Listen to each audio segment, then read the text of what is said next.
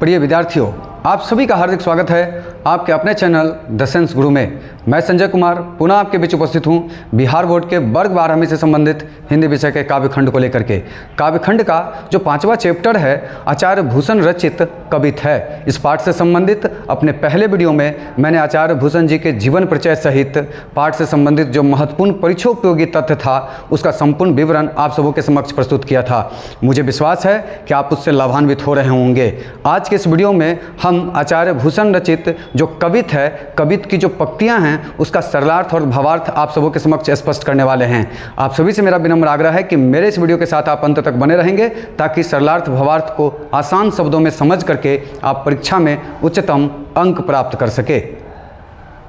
अब मैं आप सबों के समक्ष आचार्य भूषण रचित जो कवित हैं उसका सरलार्थ और भावार्थ स्पष्ट करने जा रहा हूं।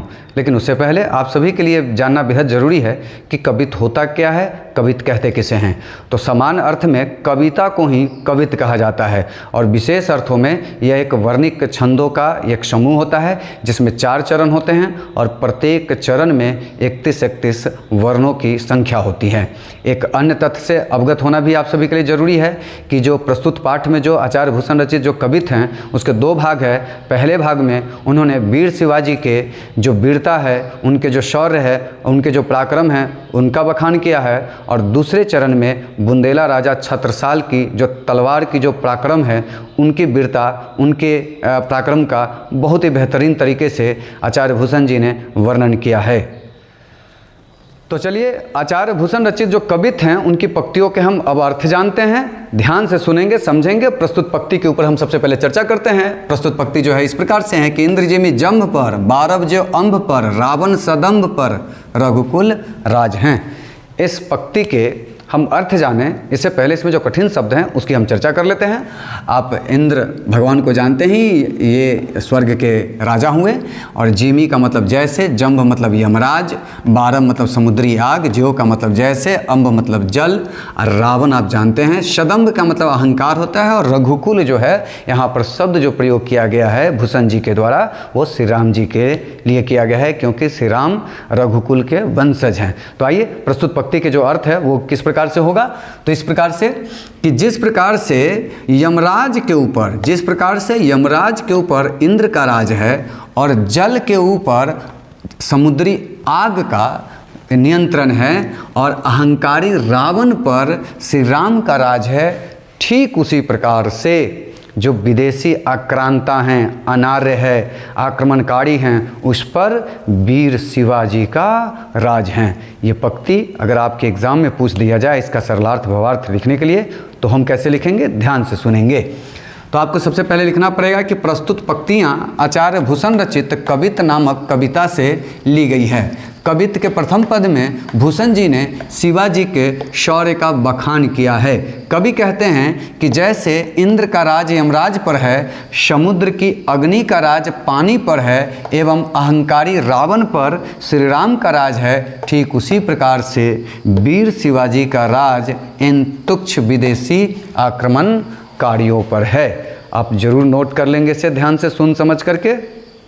तो चलिए कवित की जो अगली पंक्ति है उस पर हम विचार करते हैं। जो अगली पंक्ति है वो इस प्रकार से है कि पौन वरी बाह पर, शंभुरति नाह पर, ज्यों सहस्त्र बाहु पर, राम द्विज राज है। जो प्रस्तुत पंक्ति है इसमें जो कठिन शब्द आए हैं उस पर विचार कर लेते हैं। पौन का मतलब हवा या पवन होता है, बड़ी वाह का मतलब बादल होता है और शंभु अर्थात शिव, रति नाह का मतलब होता है कामदेव और साथ ही ज्यों का मतलब जैसे, और सहस्त्रबाहु नाम का एक राजा था जिसका भुजाओं को जो है परशुराम महोदय ने, भगवान परशुराम ने छिन्न भिन्न कर दिया था, भुजाओं को काट दिया था। और द्विजराज का मतलब होता है परशुराम जी के लिए कि ये शब्द प्रयोग किया गया है, द्विजराज कहा जाता है परशुराम जी को। तो चलिए जो अर्थ है वो इस प्रकार से है, ध्यान से सुनेंगे कि जिस प्रकार से बादलों के ऊपर हवाओं का नियंत्रण है, या आप समझ सकते हैं जिस प्रकार से बादल के ऊपर हवाओं का राज है, कामदेव के ऊपर शिव जी का राज है और सहस्त्रबाहु पर परशुराम जी का राज है, ठीक उसी प्रकार से जो विदेशी आक्रांता आक्रमणकारी तुच्छ जो अनार्य हैं उनके ऊपर वीर शिवाजी का राज हैं। प्रस्तुत पंक्ति को अगर आप एग्जाम में इसका भावार्थ लिखेंगे तो वो कैसे लिखेंगे, ध्यान से सुनेंगे। प्रस्तुत पंक्तियाँ आचार्य भूषण रचित कवित नामक कविता से ली गई है। कवित के प्रथम पद में भूषण जी ने शिवाजी के शौर्य का बखान किया है। कवि कहते हैं कि जैसे हवाओं का राज बादलों पर है, भगवान शिव का राज कामदेव पर है, और जिस प्रकार से राजा सहस्त्रबाहु पर भगवान परशुराम का राज है, ठीक उसी प्रकार से वीर शिवाजी का राज इन तुच्छ आक्रमणकारी विदेशियों के ऊपर है। तो चलिए कवित की जो अगली पंक्ति हैं उस पर हम ध्यान देते हैं, विचार करते हैं और उसके अर्थ को जानते हैं। सबसे पहले जो पंक्ति है वो इस प्रकार से है कि दावा द्रुम दंड पर, चीता मृग झुंड पर, भूषण वितुंड पर जैसे मृग राज हैं। जो प्रस्तुत पंक्ति है इसमें जो कठिन शब्द आए हैं उसके अर्थ को जान लेते हैं। सबसे पहले दावा, दावा का मतलब होता है जंगल की आग। ध्यान से सुनेंगे, दावा का मतलब जंगल की आग, और द्रुम दंड का मतलब होता है वृक्षों की डालियाँ, और चीता आप जानते ही हैं। मृग झुंड का मतलब होता है हिरणों का झुंड, और साथ ही वितुंड का मतलब हाथी होता है, और मृगराज जो है वो जंगल के राजा को मृगराज कहा जाता है। जंगल का जो राजा है वो शी है। उसी प्रकार से अब आइए जो इसके कठिन शब्दों के आधार पे जो इसका अर्थ है वो इस प्रकार से है कि जिस प्रकार से जंगल की आग का राज है किसके ऊपर, वृक्ष की डालियों के ऊपर, और साथ ही चीता का राज है मृग के झुंडों पर, और जंगल का जो राजा सी है उसका राज है किसके ऊपर, हाथियों के ऊपर। ठीक उसी प्रकार से वीर शिवाजी का राज है, शासन है तुच्छ आक्रमणकारी जो विदेशी आक्रांता हैं उसके ऊपर। प्रस्तुत पंक्ति के अर्थ अगर आपको एग्जाम में लिखना पड़े तो कैसे लिखेंगे, ध्यान से सुनेंगे, नोट जरूर कर लेंगे। प्रस्तुत पंक्तियाँ आचार्य भूषण रचित कवित नामक कविता से ली गई है। कवित के प्रथम पद में भूषण जी ने शिवाजी के शौर्य का बखान किया है। कवि कहते हैं कि जैसे जंगलों की आग का राज जंगल की पेड़ पौधों और वृक्षों की डालियों पर है, तथा मृग झुंड पर चीता का राज है एवं हाथियों पर सिंह का राज है, ठीक उसी प्रकार से वीर शिवाजी का राज इन तुच्छ विदेशी आक्रांता आक्रमणकारियों के ऊपर है। अब हम कवित के पहले भाग की जो अंतिम पंक्तियां हैं उसके अर्थ को स्पष्ट करने जा रहे हैं। आप ध्यान से सुनेंगे। जो अंतिम पंक्तियां हैं वो इस प्रकार से हैं। पहले भाग की, तेज तम अंश पर कान जिमि कंस पर, यो मलेच्छ वंश पर शेर शिव राज है। जो पंक्ति है उसमें जो कठिन शब्द हैं उसके अर्थ को जानने सबसे पहले। तेज का मतलब प्रकाश होता है, तम का मतलब अंधकार होता है, और अंश का मतलब हिस्सा होता है, और कान श्री कृष्ण को कहा गया है। जिमी का मतलब जैसे होता है, और कंस आप जानते ही हैं श्री कृष्ण के मामा थे, और मलेच्छ कहा गया है तुच्छ जो विदेशी आक्रमणकारी हैं उसे मलेच्छ कहा गया है, और शेर शिवराज ये शिवराज जी के लिए शिवाजी के लिए ये प्रयोग किया गया है। तो आइए इन कठिन शब्दों के आधार पर प्रस्तुत पंक्तियों के जो अर्थ निकलते हैं वो इस प्रकार से हैं कि जिस प्रकार से प्रकाश का राज है अंधकार के ऊपर, याद रखना है, जिस प्रकार से प्रकाश का राज है अंधकार के ऊपर और श्री कृष्ण का राज है कंस के ऊपर, उसी तरह से जो तुच्छ आक्रमणकारी मलेच्छ जो आक्रमणकारियों का जो वंशज है, जो वंश है, उसके ऊपर शेर शिवराज अर्थात वीर शिवाजी का राज है। प्रस्तुत पंक्ति अगर आपके एग्जाम में इसका भावार्थ लिखने को कह दिया जाए आपको तो किस तरह से लिखेंगे, ध्यान से सुनेंगे, नोट जरूर कर लेंगे। प्रस्तुत पंक्तियाँ आचार्य भूषण रचित कवित नामक कविता से ली गई है। कवित के प्रथम पद में भूषण जी ने शिवाजी के शौर्य का बखान किया है। कवि कहते हैं कि जैसे अंधेरे पर उजाले का राज है, कंस पर श्री कृष्ण का राज है, ठीक उसी प्रकार से वीर शिवाजी का राज इन तुच्छ विदेशी आक्रमणकारियों के ऊपर है। आप सभी ध्यान से इसे नोट जरूर करते रहेंगे, सुनते जरूर रहेंगे, समझते रहेंगे, ताकि आप ज़्यादा से ज़्यादा इसका समझ करके अंक प्राप्त कर सके। अब मैं आप सबों के समक्ष आचार्य भूषण रचित जो कवित है और कवित का जो दूसरा भाग है उनकी पंक्तियों का मैं भावार्थ स्पष्ट करने जा रहा हूँ। दूसरे भाग में आचार्य भूषण जी ने बुंदेला राजा छत्रसाल जी के वीरता का बखान उन्होंने किया है। आइए उन पंक्तियों को हम समझे जिन पंक्तियों में उन्होंने छत्रसाल जी के वीरता का बखान किया है। वो पंक्तियाँ इस प्रकार से हैं कि निक्षत म्यान ते म्यूखे प्रलय भानु कैसी फारे तम तोम से गयंदन के जाल को। प्रस्तुत पंक्तियों में जो कठिन शब्द हैं उसके अर्थ को जान लें ताकि किसी प्रकार की परेशानी आपको ना हो। निकषत का मतलब निकलना होता है। म्यान आप जानते हैं जिसमें तलवार रखी जाती हैं। म्यूखे का मतलब होता है किरणें, और प्रलय का मतलब प्रलयंकारी, और भानु का मतलब होता है सूर्य, और फारय का मतलब समाप्त करना, खत्म करना। तमतोम का मतलब होता है अंधकार का समूह, और गयंदन का मतलब होता है हाथियों का झुंड या हाथियों का समूह। लेकिन प्रस्तुत पंक्ति में आचार्य भूषण जी ने गयंदन शब्द का प्रयोग शत्रुओं के लिए किया है। आइए इन सब शब्दार्थों के आधार पर हम जो प्रस्तुत पंक्ति हैं उसके भाव को, भावार्थ को समझते हैं। आचार्य भूषण जी का कहना है कि जिस प्रकार से भानु अर्थात सूर्य की जो किरणें हैं वो प्रलयंकारी किरणें निकलती है सूर्य से, ठीक उसी प्रकार से मयान से छत्रसाल जी की तलवार निकलती हैं। जिस तरह से सूर्य की प्रलयंकारी किरणें निकलती है, ठीक उसी प्रकार से छत्रसाल जी के मयान से तलवार निकलती है। और जो सूर्य की जो प्रलयंकारी किरणें निकलती है वो क्या करती है? तमतोम को समाप्त कर देती है। तमतोम को समाप्त करने का मतलब है अंधकार का जो समूह है उसे खत्म कर देती है। ठीक उसी प्रकार से उनकी जो तलवार है वह शत्रुओं के समूह को, उनकी जो प्रलयंकारी तलवार है वो शत्रुओं के समूह को खत्म कर देती हैं। और प्रस्तुत पंक्ति के प्रश्न अगर इससे संबंधित जो भावार्थ है अगर आपके एग्जाम में पूछ दिए जाएं तो वो कैसे लिखेंगे, ध्यान से सुनेंगे, नोट जरूर कर लेंगे। प्रस्तुत पंक्तियाँ आचार्य भूषण रचित कवित्व से ली गई है। उपरोक्त पंक्तियों में भूषण जी ने बुंदेला राजा छत्रसाल के शौर्य और वीरता का बखान किया है। कवि कहते हैं कि जिस प्रकार से सूर्य से प्रलयंकारी किरणें निकलती है, ठीक उसी प्रकार से वीर छत्रसाल की तलवार मयान से निकलती है, एवं जिस प्रकार से प्रकाश अंधकार के समूह को खत्म कर देती है, उसी प्रकार वीर छत्रसाल की जो तलवार है शत्रुओं को खत्म कर देती है। कवित्व की जो अगली पंक्ति हैं, आइए उसके अर्थ को जानते हैं। सबसे पहले पंक्ति पर विचार करते हैं। तो जो पंक्ति है इस प्रकार से, लागती लपकी कंठ बैरिन के नागिन सी, आ रुद्रही रिझावे दे दे मुंडन की माल को। जो प्रस्तुत पंक्ति है इसमें जो कठिन शब्द हैं उसके अर्थ को जान लें ताकि कोई परेशानी आपकी ना हो।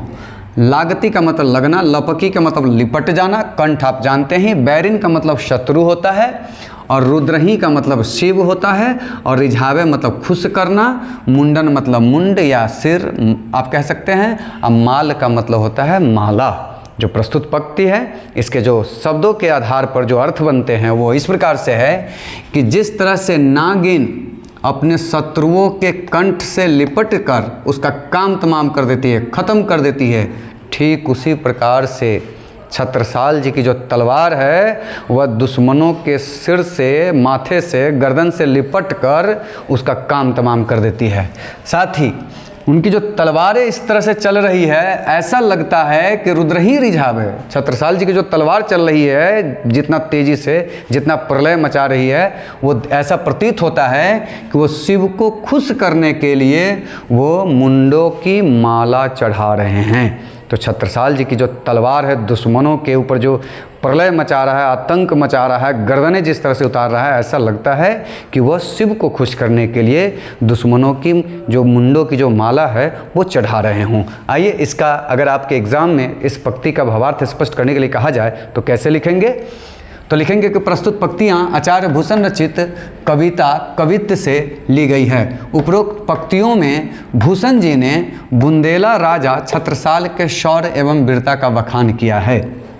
कवि कहते हैं कि वीर छत्रसाल की तलवार ऐसे चलती है जैसे नागिन अपने शत्रुओं के गले से लिपट जाती है और अपने शत्रुओं को खत्म कर देती है। साथ ही ऐसा लगता है जैसे शिव को खुश करने के लिए छत्रसाल की तलवार मुंडों की माला चढ़ाती हो।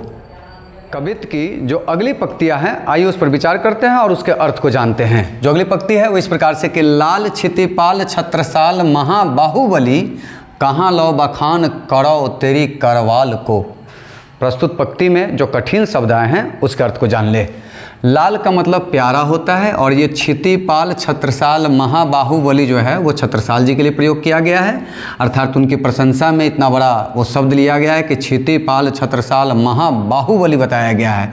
बखान का मतलब व्याख्या करना, करवाल का मतलब तलवार होता है। तो प्रस्तुत पंक्ति में आचार्य भूषण जी छत्रसाल जी के वीरता का बखान करते हुए कह रहे हैं कि हे क्षितिपाल छत्रसाल महाबाहुबली, प्यारे राजन, मैं कहाँ तक बखान करूँ, व्याख्या करूँ तुम्हारी वीरता का और तुम्हारी तलवार का जो पराक्रम है, मैं उसका कहाँ तक व्याख्या करूँ। आइए, जब ये पंक्ति अगर आपके एग्ज़ाम में इसका भावार्थ लिखने के लिए कहा जाए तो कैसे लिखेंगे, ध्यान से सुनेंगे। प्रस्तुत पंक्तियाँ आचार्य भूषण रचित कविता कवित्त से ली गई है। उपरोक्त पंक्तियों में भूषण जी ने बुंदेला राजा छत्रसाल के शौर्य एवं वीरता का बखान किया है। कवि कहते हैं कि हे महाबाहुबली प्यारे राजन छत्रसाल, मैं कहाँ तक आपकी वीरता और आपके प्रलयंकारी तलवार का बखान करूं, क्योंकि वह अवर्णनीय है। आपकी वीरता का बखान करने में मैं असमर्थ हूं। अब मैं आप सबों के समक्ष आचार्य भूषण रचित जो कवित्त है और कवित्त की जो अंतिम पंक्तियां हैं उसका भावार्थ स्पष्ट करने जा रहा हूं। आप ध्यान से सुन समझ के उसे अवश्य नोट कर लीजिएगा। तो चलिए पंक्तियों पर विचार करते हैं। जो पंक्ति हैं इस प्रकार से हैं। प्रतिभट कटक कटी ले केते काटी काटी कलिका सी कील की कलेऊ देत काल को। इसमें जो कठिन शब्द आए हैं उस पर विचार कर लीजिए, उसका अर्थ जान लीजिए। प्रतिभट का मतलब होता है शत्रु, कटक का मतलब समूह होता है, कटीले मतलब काटना, केते मतलब कितने, और कलिका जो है वो देवी के स्वरूप को कहा गया है जिसने रक्तबीज का संहार किया था, और किलकी का मतलब प्रसन्न करना, कलेऊ का मतलब भोजन। जो कठिन शब्द हैं उसके जो अर्थ हैं इस आधार पर आचार्य भूषण प्रस्तुत पंक्तियों में क्या कहना चाह रहे हैं, ध्यान से सुनेंगे।